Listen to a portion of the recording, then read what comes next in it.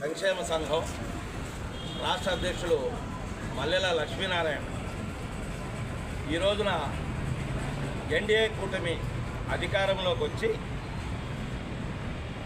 రాష్ట్ర ముఖ్యమంత్రిగా నారా గౌరవ శ్రీ చంద్రబాబు గారు ముఖ్యమంత్రి అయిన తర్వాత మా దివ్యాంగ జాతికి ఆశించిన దానికంటే కూడా ఎక్కువ మేలు జరిగింది.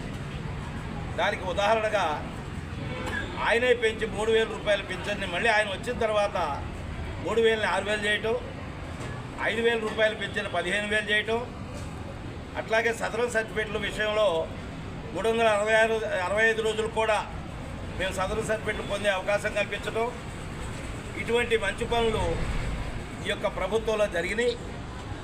దానికి కృతజ్ఞతగా గౌరవ ముఖ్యమంత్రి నారా చంద్రబాబు నాయుడు గారిని సత్కరించుకోవాలి.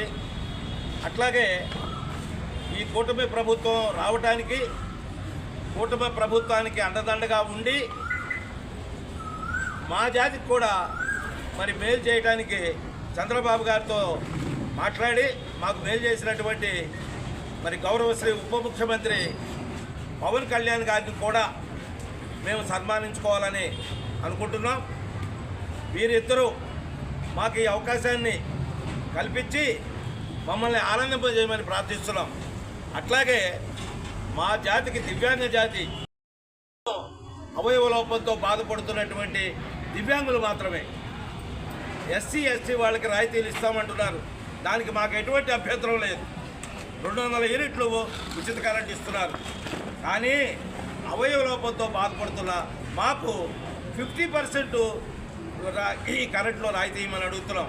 అట్లాగే మరి ఎక్కడైనా దివ్యాంగ మహిళ అత్యాచారం జరిగితే ఆ మహిళకి 5 లక్షల రూపాయలు, హత్య కూడా జరిగితే 10 లక్షల ఎక్స్గ్రేషియా కుటుంబానికి ఇవ్వమని అడుగుతున్నాం.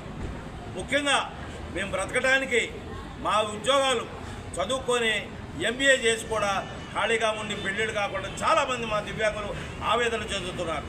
అటువంటి వాళ్ళకి మా 4% ఉద్యోగాలు మాకే ఇవ్వాలని కూడా మేము గౌరవ ముఖ్యమంత్రి గారిని కోరుతున్నాం.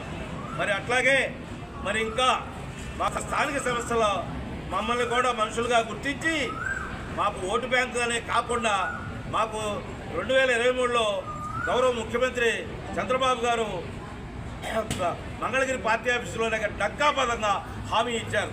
5% రాజకీయ రిజర్వేషన్ కల్పిస్తామని. మేము ఎమ్మెల్యేలు ఎంపీలు అడగటం లేదు.